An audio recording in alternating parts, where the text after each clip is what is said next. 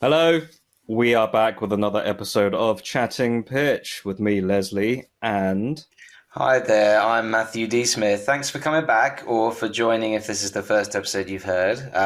This week we're going to be talking about, well, Leslie, what are we going to be talking about? You can introduce it. well, we both watched the same movie in different places at different times. And that movie was, drum roll please,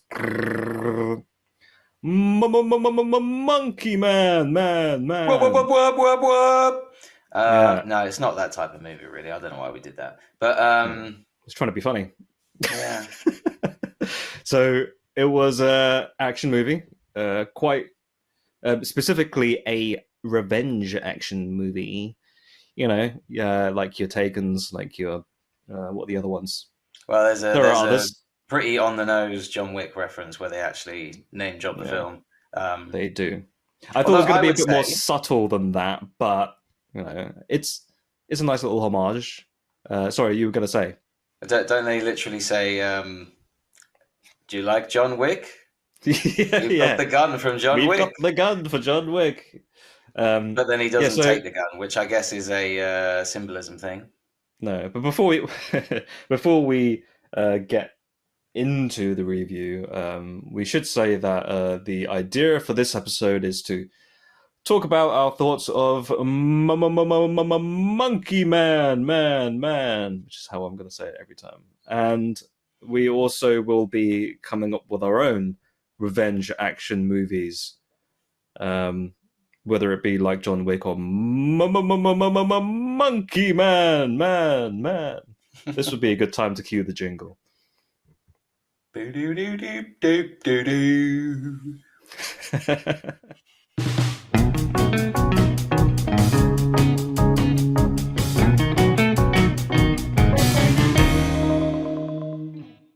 And we're back again. So we're we watched Monkey Man. What did you think? I really liked it. I Good. thought Me that. too. Well, thank you for That's listening. thank you for coming. Wow, shortest episode That's we've all we done. have time for, Two as they say. minutes. Yeah. Well So done. you liked it. I enjoyed it. Yes, I definitely thought it was. It's being sold as like, hey, this is John Wick, but with Dev Patel, and it's set somewhere else. But I think it's a little bit deeper than that Mm. emotionally. I think after the first John Wick film, there's not really any emotional tie. You're just sort of watching it for, hey, that was a cool gunfight. Hmm. I don't know how you feel about the John Wick series. I do think it's sort of gone not terrible by any means, but I do think the quality has decreased with each installment. I'll be honest with you. I really enjoyed the first one. It was a very basic premise.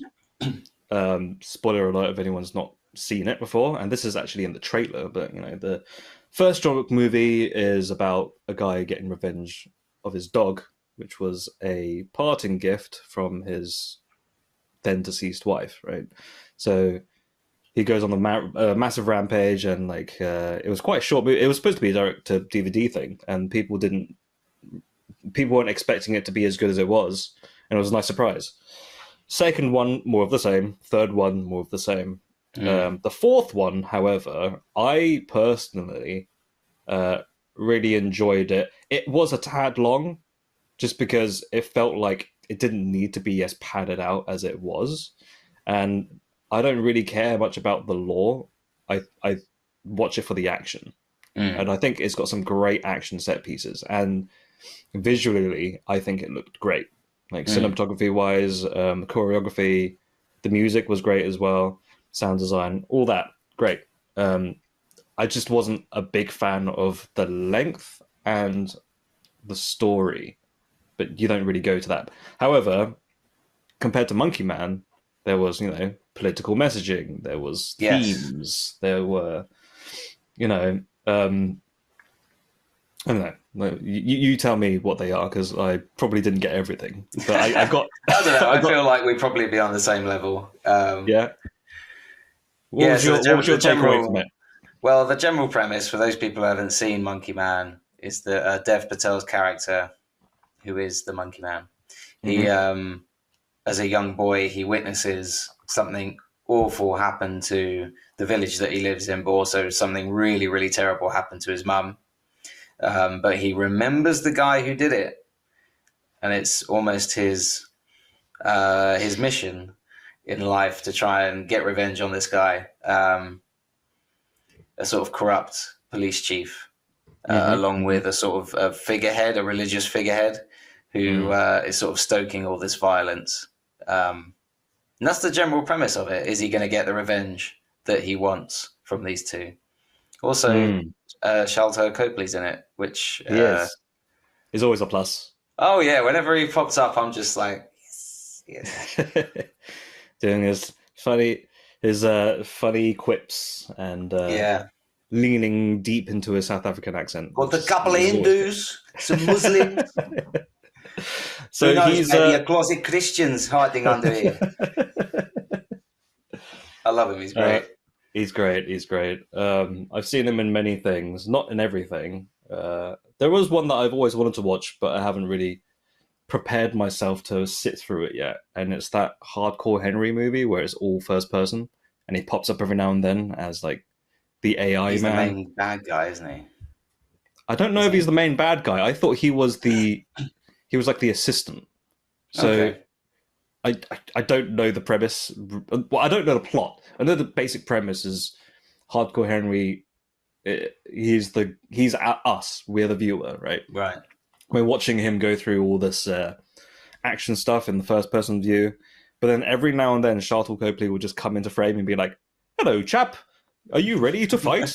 And that's all I've seen in the trailer. Would you like me to save your game? Yeah. You have selected no. So I haven't seen that one, but yeah, going back to Monkey Man, I really enjoyed it. The first half is very different to the second half, isn't it? In terms of pacing, because the first half is very much all exposition, quite dialogue heavy, and moving at quite a pace as well. The camera work is quite frenetic, but not too over the top. It's not like the spate of handheld films that came out in the sort of 2000s, early 2010s that were just, we're going to shake the camera a ton because that's what's fashionable now. Whereas I think, just a second, I'm going to shut this door. I mean, you can thank Paul Greengrass for that. Who did it really well, Supremacy. And then everyone else decided to copy it badly. Yeah. Oh, stupid door. I'm in a different room, Leslie. I thought I'd try this out because every single episode I come out quite echoey. So I'm going to try a different room every episode. I think the best kind of room is the room that has the most stuff in it. So if you have a heavily populated room full of stuff, then acoustically, it should dampen the echo. So, I mean, the viewers can't see this, but in my office, I have plenty of stuff. I'm a little bit of a hoarder when it comes to collectibles. But it's not treated to be acoustic, but the best thing to do is just be in a closet. I think just shove yourself into a room full of clothes, and then I tell you one thing: one of the best places to actually record audio is a car because it's a confined space. Yeah, the acoustics are quite good.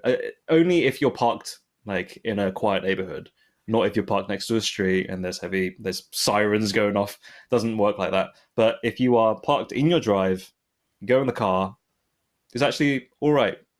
That's a little trick of the trade for music production if you want to record vocals. Get the whole band in the car. In the car, yeah.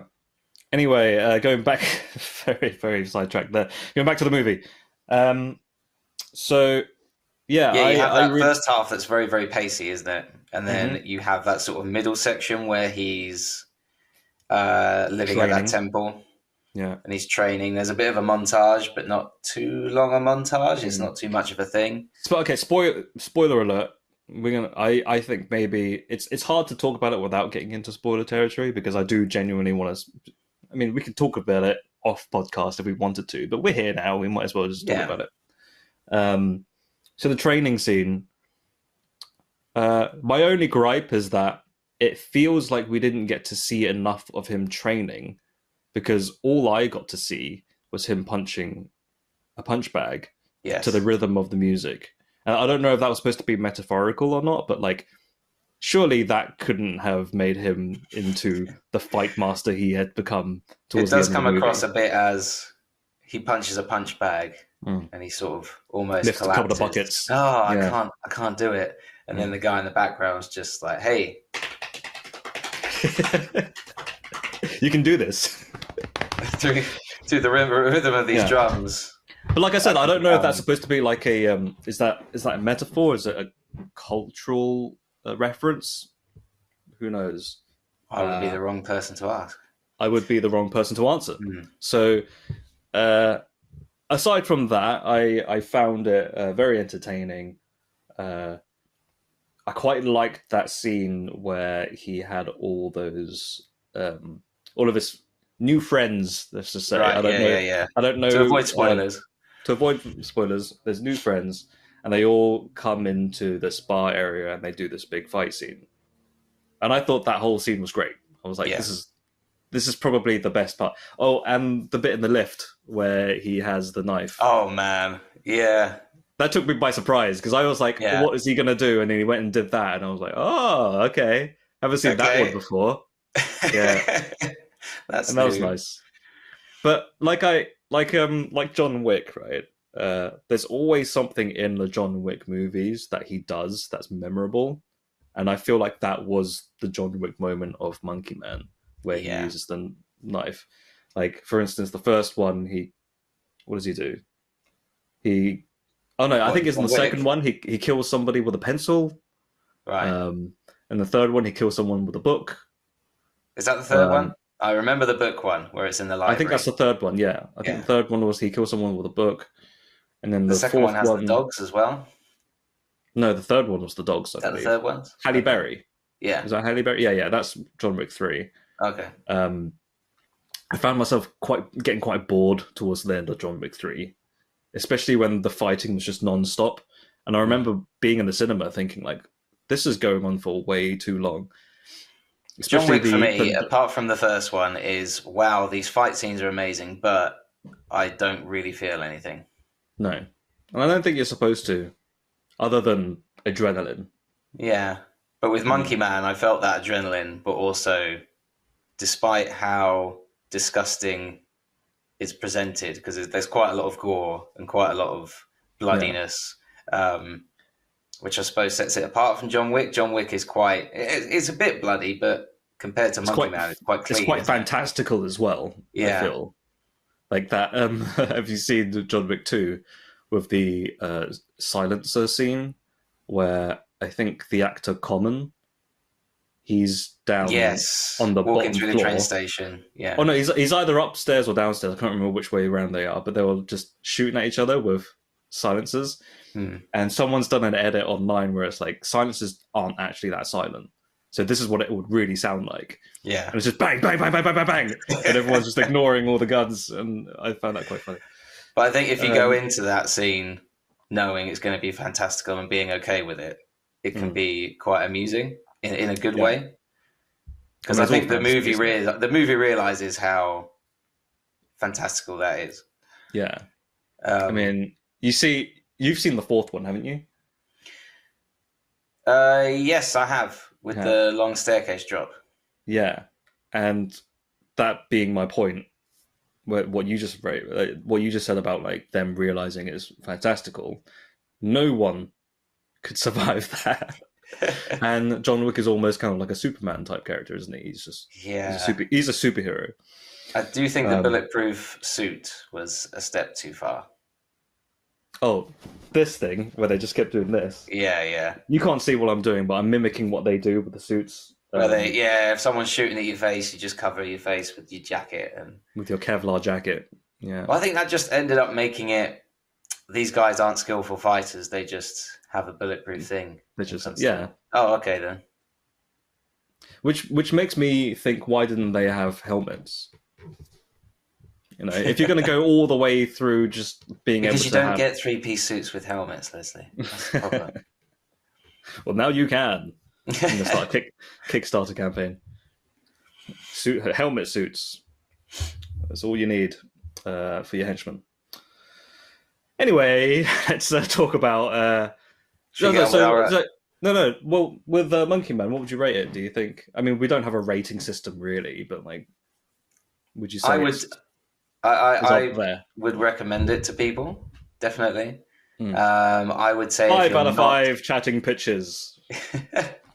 5 out of 5 pitches. Yeah. Be really sure to pronounce that. Pronounce the P. Yeah. I would say if you're not a huge fan of that genre, then don't go and see it. It's not going to be one that's going to change your mind about revenge thrillers or bloody action films. But if you are a fan of those, it's certainly one of the better ones I've seen recently. Because there are some pretty bad ones. It's a genre that's rife in the straight to DVD market, isn't it? The sort of... Has there been a bad one recently? I just mean generally you get those sort of straight to DVD. Yeah. And you I'm cast just going to people go out like and fight people and... Yeah. They always the ones that go straight to DVD always tend to cast people who aren't quite in the limelight anymore. For instance, like Hayden Christensen or something like that, who was Anakin Skywalker. Like he's done a few of those. The guy Zach who Morris was in from Saved by the Bell. Has he been in some of them? I'm sure he was in a Bruce Willis one. AC Slater. He's probably in something. And he's busy hosting those Dancing with the Stars or something like that. Yeah. I think I saw that dude who was in Final Destination, the first one, that blonde kid. Okay. Who was also in Stan by Eminem, that music video. Right. He ended up doing some of those movies, those revenge action movies that go straight to Amazon Prime or whatever. There is one that I really, really enjoyed. And it was the most low-budget movie, but the most hilariously bad low-budget movie. Produced by... Do you remember the Lawrence brothers, who were quite popular in the 90s? And they had their own sitcom called Brotherly Love. And they were in loads of different things. I don't think I've even heard of them. Like Disney Channel kind of stuff. Lawrence brothers. Yeah, there's 3 of them. I do not recognize them. Do they pop up when you type them into Google? Yeah, if you go Lawrence Brothers and then type in 90s, you'll see the 3 of them together. Yeah, I don't think I saw that. Well, for some reason, they made a movie called Money Plane with Kelsey Grammer. Oh, I've heard of Money Plane. Yeah. So is it really enjoyable in that sort of schlocky way? Yeah, I mean, Kelsey Grammer is clearly the best part of it. And he has some very memorable quotes. But the whole movie is awful. It's like really bad. But in a way where it's kind of like almost The Room bad. Okay. Like they are being sincere with the way that they're making the movie. But it's just terribly written. The action's terrible. And like very clear green screen during the certain scenes. And I think the main protagonist used to be some sort of wrestler or MMA fighter. I'm not sure. Okay. But I have the poster on my wall, but not the American poster, the Japanese poster. And they changed the name for some reason into this. Let me see if I can show you. Can I share my screen with you? I might have to cut this a little bit down. I love the visual nature of this for the podcast. Yeah. Can you see this? Sky Mission. They called it Sky Mission. The mission in the sky. I mean, that's equal to Money Plane, isn't it? Yeah. I didn't buy this poster. It was actually a gift from a friend because we ended up watching Money Plane once around their house. And we kind of found it so hilariously bad that we couldn't stop talking about it for a while. And then one day, I think for my birthday, they just gave me the Japanese poster to Money Plane. Right. So do you think it was made with that in mind? I don't think so. I think it was genuinely sincere to be a good movie, Okay. and it just did not come Because you said across. that Kelsey Grammer was given a lot of sort of, would you I'm say, sure. I'm meme sure they shot worthy? all of his scenes in Um, a day. right. I'm sure of it, but I think they just let the camera run, and they said like, just do whatever you want with the character. And he says some pretty funny quotes that I don't want to say on the podcast because we're trying to keep it kind of clean. Okay. Um, but speaking of great movies, why don't we kind of try and come up with some of our own? Sure. Jingle. The most Yeah. the most unmotivated segue into the next section.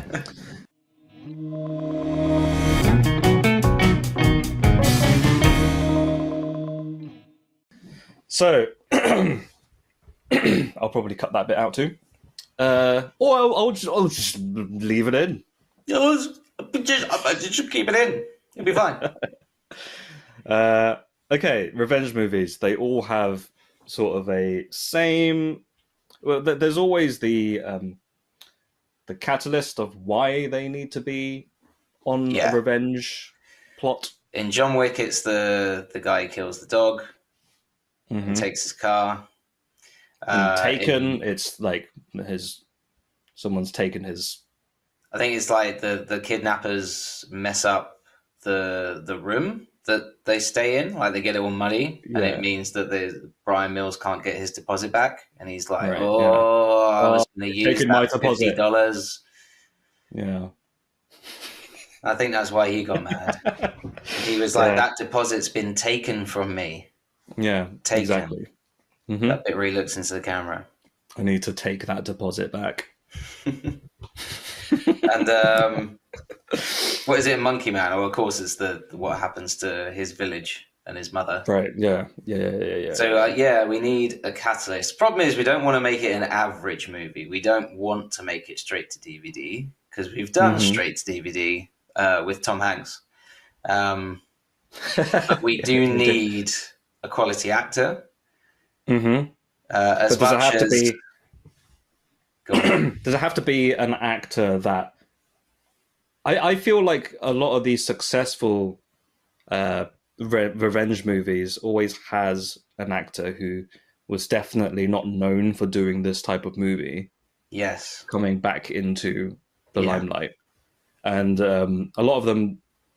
Well, let's just take Keanu Reeves for example. Like he did kind of go away from the limelight for a bit, and then he had his own like renaissance, or they called it the Keanu Reeves Renaissance. Renaissance. Because they have to call it something. Yeah. Keanu Sans. There probably wasn't even a name. I may have just made that up. Who knows? And then you roll your eyes thinking, oh, those terrible, terrible people. Those terrible people that we've just imagined. No, it was me. But yeah, you've got people like Denzel Washington, who before The Equalizer, I think was known for doing these heavy-hitting dramas. Yeah. And he turns up and he's in these... Oh, I've seen the first one. Probably I've seen same sort of level of quality as John Wick. 2 of them. I haven't seen the second one. So The first one was quite good, I thought. Equalizer. Are we talking about... Did you say Equalizer? You did, right? Yeah. But I couldn't help but feel like the ending was basically Denzel Washington doing an homage to Home Alone. Yes. In a B&Q. Center. Yeah. And I quite like that because I think The it was flower quite pot gets stuck on the bad guy's head. And then the third one was I think each movie is a completely different. It's almost like an anthology series where each one is its own story, and they don't reference the other ones. So as long as you know who his character is, you go. Basically, okay. So I typed in, first when I used the search engine, I mistyped it and I found the top 10 box office acorns. But then I found the list of the top 100 actors of all time. And I found this list on IMDb.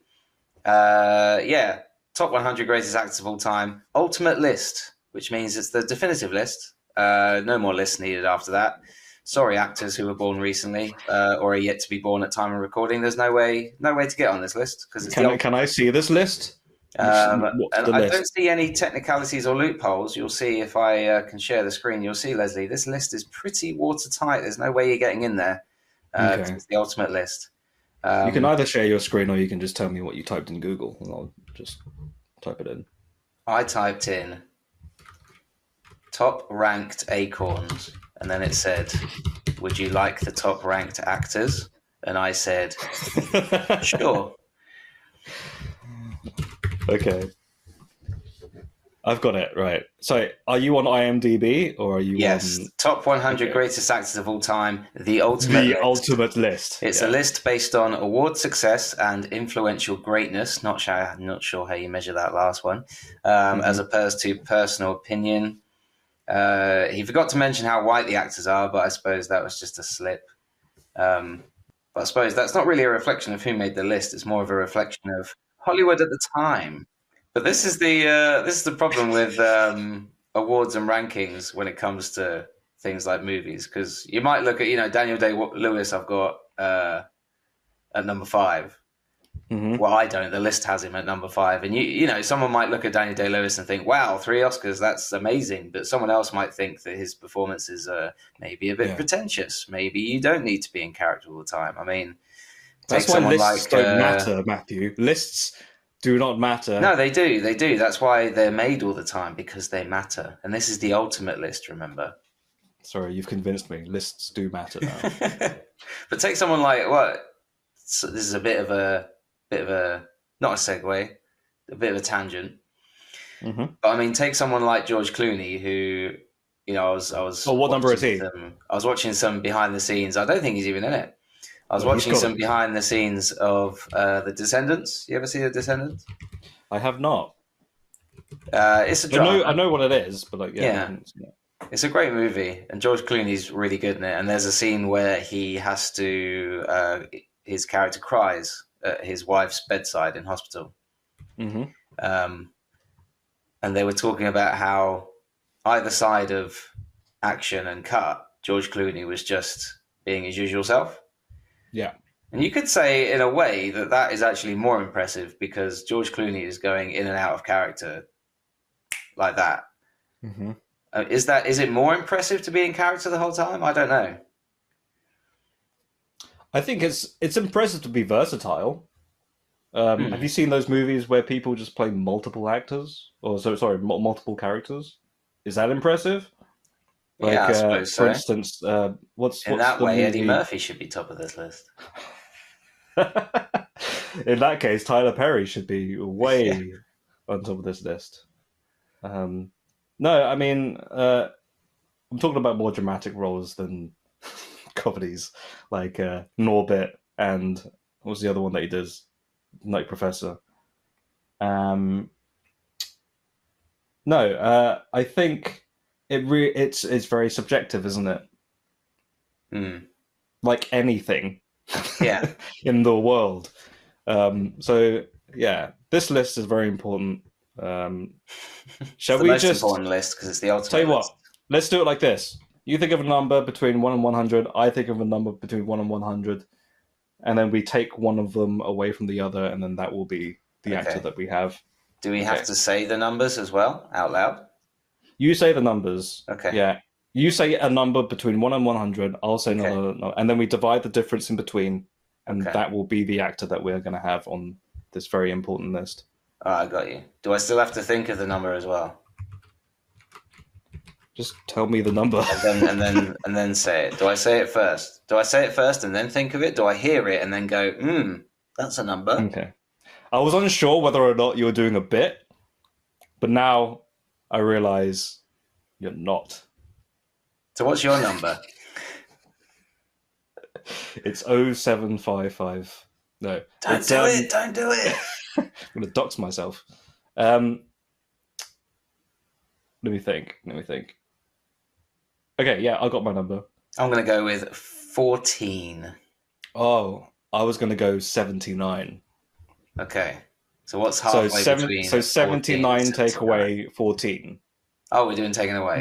We'll have to do 79 take away 14. So we Because got. otherwise we'll have a minus number, and then Let's scroll down. another list completely. Let's find number So we've got 65 then. 65. So who was 65? Scroll, Please let it be scroll. good. Brett. Oh.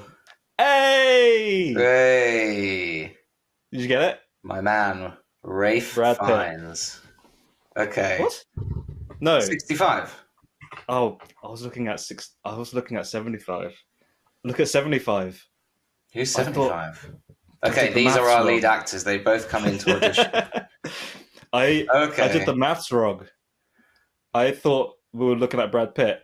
No, I think We were Brad both Pitt's reacting already to done them. this with Bullet Train. So I think He we has. get. Okay. Is it Ralph Fiennes or is it Ray Fiennes? I mean, it's it's spelled Ralph. Is it Sean Bean He or is it says Sean? Rafe. Is it Is it Scene Bean? Bourne? Scene Bourne? It's Scene Bourne. It's Ray Fiennes, right? Yeah. Is what he says, yeah. Yeah. Which is ridiculous because it's Ralph, in my opinion, because of the Simpsons character. But anyway, to each their own. So, has he done any revenge movies? I don't like know. action revenge movies? I guess you could say he's gone into that territory with in Bruges. No, that's not the same. But that's not really we're talking about revenge. schlocky, Yeah. very one-dimensional action movie. Let's have a look. He was in The King's At least Man. try and make it good. Yeah. Well, yeah, we can make it good. Do you want to do a good one? Why don't we do two versions? We do a good one and a bad one. I forgot he was in Grand Budapest Hotel. What a movie. That is a great movie. Yeah, it was quite funny. Have you seen what was that movie that the Coen brothers did? Hail Caesar. Have you seen that? He's so good in that. That moment when he was trying to simple. direct. Yeah. I forget the actor's name, the guy who played Han Solo in the other movie. Yeah. He's quite good in that movie too. He's great. I don't remember much anything else from that movie other than that one scene. I remember there was like a dance number with Channing Tatum dressed as a sailor. Yes. Yeah. I remember that bit. But no, that one scene where he's trying to direct that kid was probably the best part of the movie. I quite liked my the gag opinion. early on where they were showing the rough cut of the movie, and because it's a rough cut in the movie, as in like in the story, they're showing this rough cut. And because they haven't shot everything, they have this scene where I think it's a crowd of people all looking up at Jesus, and then it has just a little card insert saying like a son of God to be inserted later. I don't know why I quite like that gag. I don't know why. George Clooney again. George Clooney really funny in that film. Yeah. George Clooney does comedy quite well. I think. Well, he plays. He talks about his collection of. I think he says it's his collection of idiots for the Coen Brothers. And what's that? He's. I think he's done 4 films with them where he plays an idiot each time. Oh yeah. I think Burn After Was Reading. it?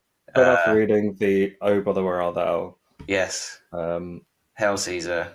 Hail Caesar, and then what was the other one? Is it Intolerable Cruelty? I haven't seen that one. Intolerable Cruelty. Is that how I'm you not sure what pronounce the it? other one is. But anyway, let's make a revenge movie with Ray Fiennes. Ray Fiennes. Okay. So Ray Fiennes. you think about. I mean, it's not going to be easy trying to come up with a great premise. It will be a lot easier to come up with a funny premise. And what would that be? Ray Fiennes has his. Ray finds his car stolen keys from him. Yeah. So I'm sorry. he gets his BAFTA stolen from him. Yes. Okay. Well, I And is suppose that's he- him playing Ray Fiennes, which is a bit lazy. Yeah. What could we have? John Wick had a dog. Maybe he comes home one day has and a cat. someone's grabbed his fish and it's shaking it in Ray Fiennes' face. And he's like, "Oh, your fish is going to get it. Your fish is getting it right now."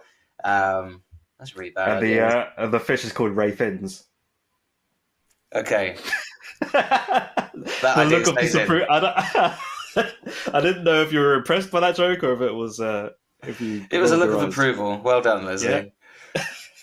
Okay, so Ray finds his character. What should we call him? We can just call him anything. Larry, Larry Larry Watershed, Larry Watershed. Watershed. Larry Yeah.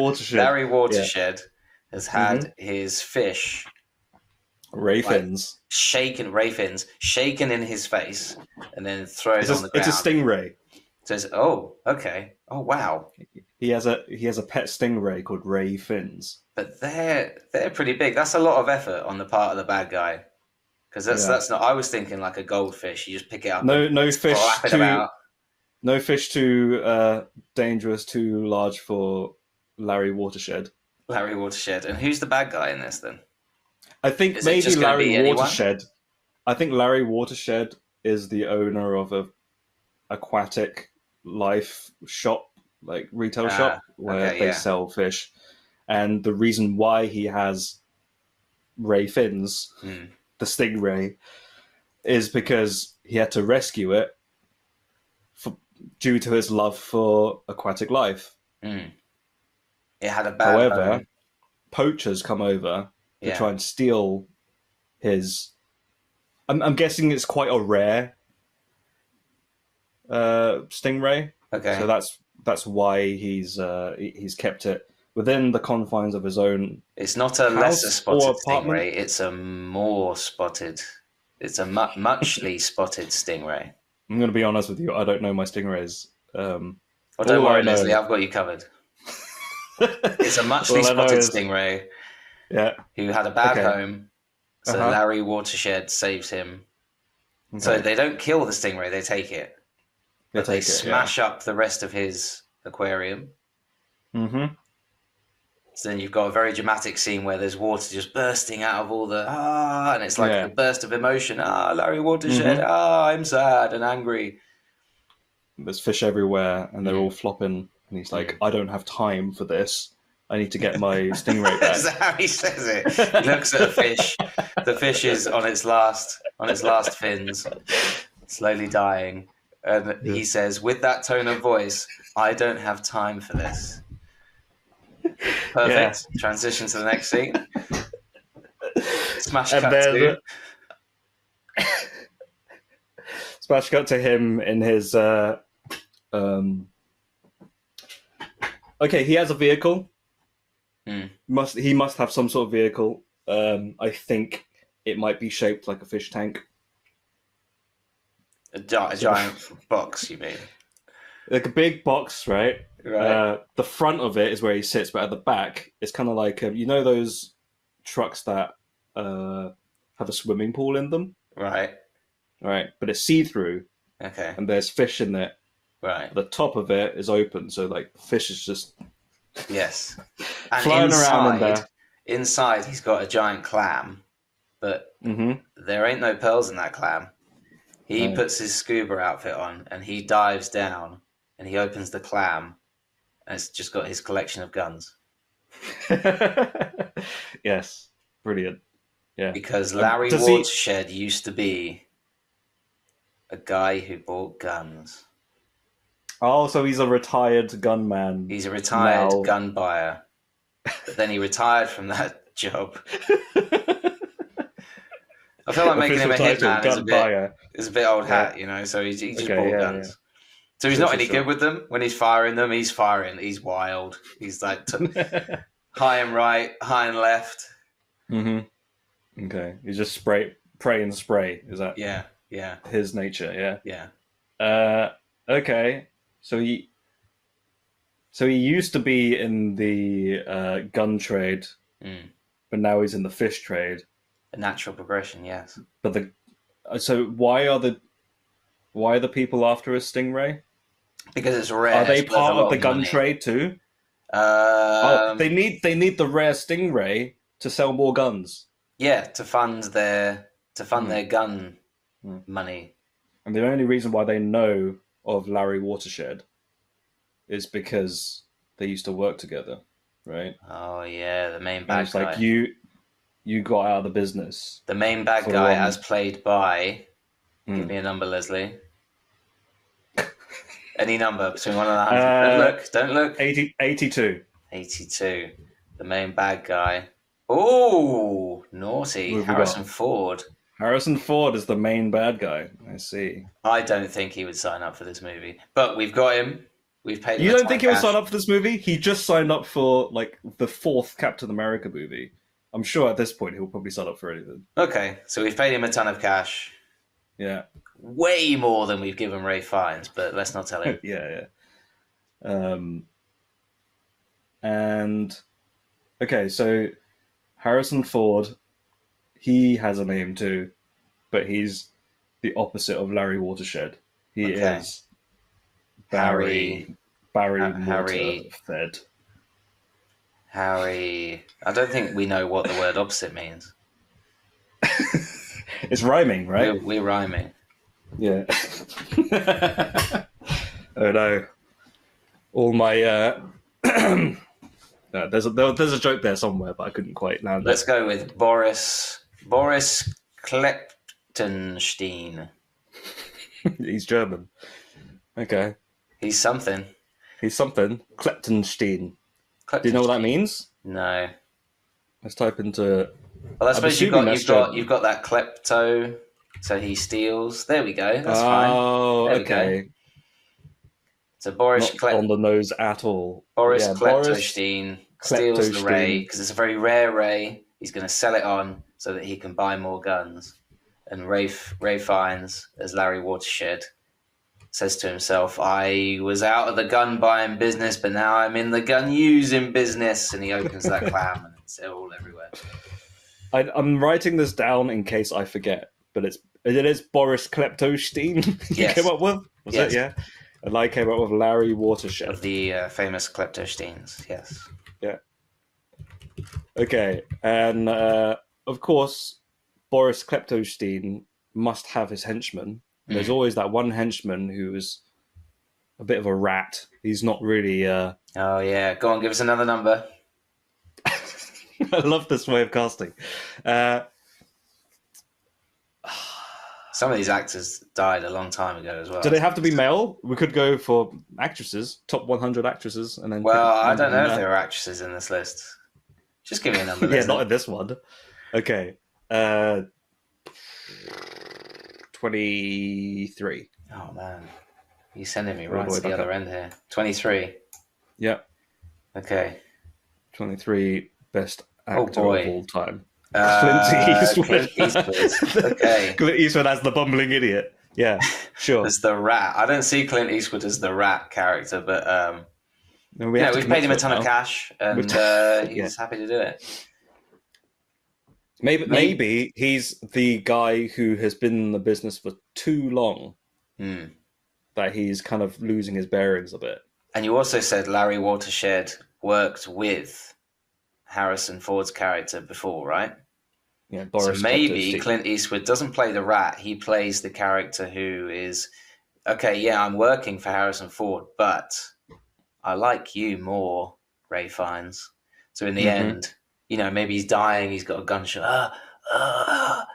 We did good, didn't we, Marty? And then he, This is the first minute of the movie. yeah, and then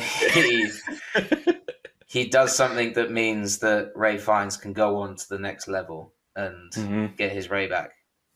Okay. Sure. Yeah. Okay, so what's Clint Eastwood's name? They all have to have names. Ratface McRatty. But he's not the rat. But that's what Is he the rat? That's the Okay, twist. his name is Ratface McRatty. McRatty. Yeah. Okay, great. Irish. So who is the rat then? Go on, give us another number. 48. Hopefully not a controversial figure. Well, it'll We've only got be 48. controversial because we're bringing him back with AI. It's Kirk Douglas, ladies. Kirk Douglas. Who we get? What's his son's name? Michael Douglas. Michael Douglas. We get Michael Douglas to mocap Kirk Douglas As the rat character. as the rat character. Yeah. So, hey, so much effort for such a bit character. we're basically going to digitally dig up your dad, and we're also going to have him play a character who is just the worst. Yeah. But we're going to pay you a ton of cash, so that's fine. If we're going to go by the logic of the fact that Clint Eastwood's character, Rat Facebook Ratty, Mm-hmm. the reason for his name is to throw you off because you think he's the rat, but he's not. Yeah.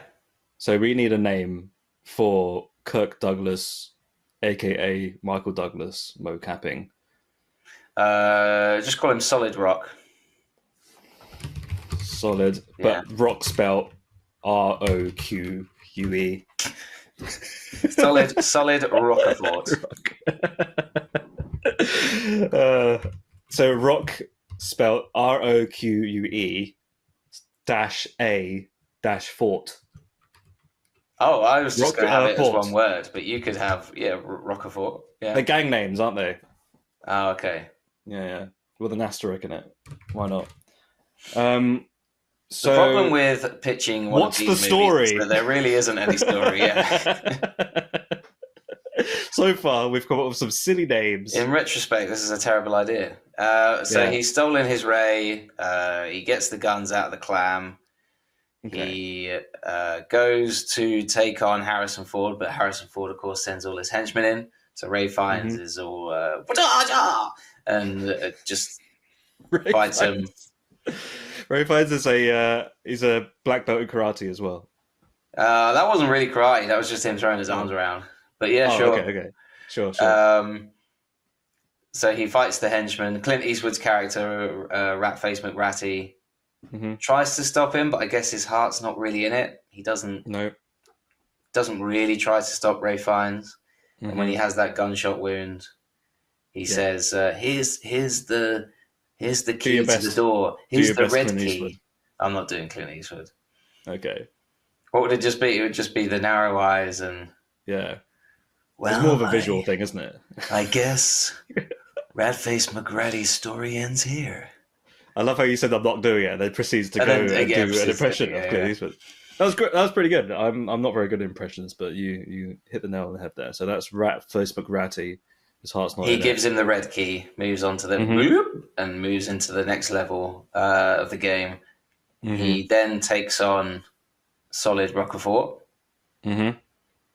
who Is the Stingray still alive at this point? the Stingray is in a massive tank, yeah, Okay. because they're trying to sell it. I can on. imagine. Okay, let's just like skip forward to the final act. It's like this big, spacious room with a massive tank, and you Yeah. can see Ray Fiennes floating around in there. Big wide shot. And then it's big wide shot, and then Larry Watershed has walked in face to face with Boris Kleptostein. Mm-hmm. Do you What think? are their weapons? Do you think they've guns, Rockafort obviously, has right? survived this fight? Is it a 2-on-1 fight? Solid Rockafort. Who's remind me who's Kirk playing Douglas. Solid Rockafort against Kirk Douglas, Mocaptus, by Michael Douglas. Yeah. Okay. Has he survived the fight? Has he survived to this point? Is it a 2-on-1 or is it a 1-on-1? I feel like it's a 2-on-1, but Rockafort doesn't survive the fight. Right. But Harrison doesn't Ford's he? character does Yeah. set up the inevitable sequel. Okay. Oh, so Solid Rockafort is this story's main bad guy. Oh no! I think Harrison Ford's character is. But he gets away. So Solid Rockafort is just some guy. Solid Rockafort is like a second level, not top Okay. level, but second level bad guy. So this is the moment before the final act, is it? Oh no! I think this is the final fight. It's a 2-on-1. Solid I'm not Rockafort feeling- dies. What's the ending? So he just gets away and that's it? So Harrison Ford escapes in some sort of vehicle, maybe a penny farthing, and then Ray Fiennes' his character saves Ray Fiennes, and the film ends with them having a cuddle. Okay. A big, sloppy, wet cuddle. Big, sloppy, wet cuddle, yeah. And at the end, it zooms into Ray Fiennes, the Stingray, and he's like, don't hug me too tight, I can't breathe. And then it cuts. And then Although it always looks like they're smiling, doesn't it, Ray's, if you look at Ray from underneath. Yeah. Okay. So it might That's be their face, right? The happy ending. Is that their face or just their mouth? I think it's just their mouth. Because their But it eyes looks are like at the they're front, smiling. at the top. Yeah. Okay. Cool. Is that the movie? Yeah, it's pretty terrible, isn't it? It's very bad, yeah. I thought we were trying to come up with a good idea, and we came up with possibly one of our worst. I was going to say, what's the name of this, but I don't care. I don't care.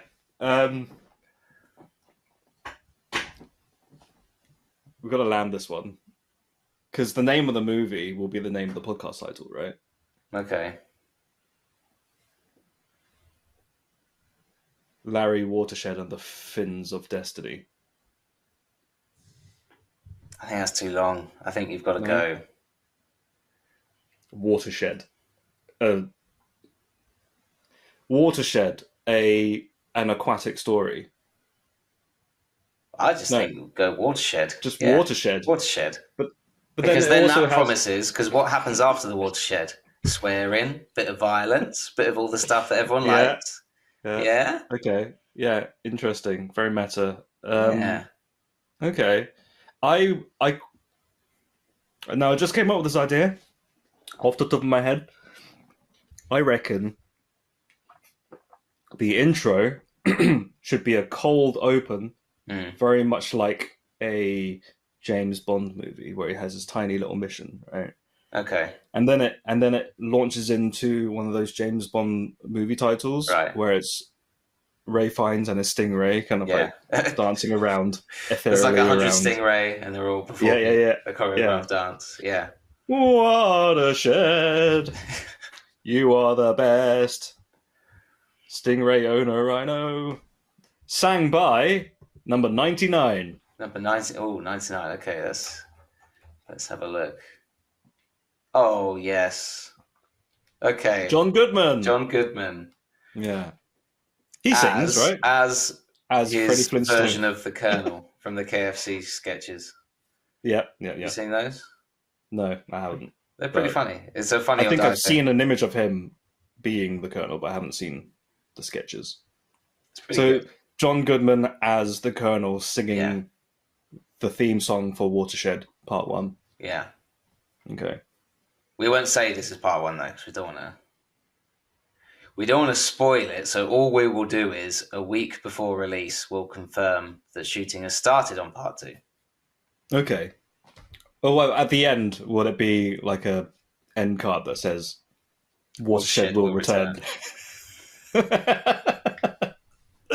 The time for the Watershed is now. Why not? Okay, I think we should just wrap it up there. Yeah, we'll wrap it there. That's fine. It'll do.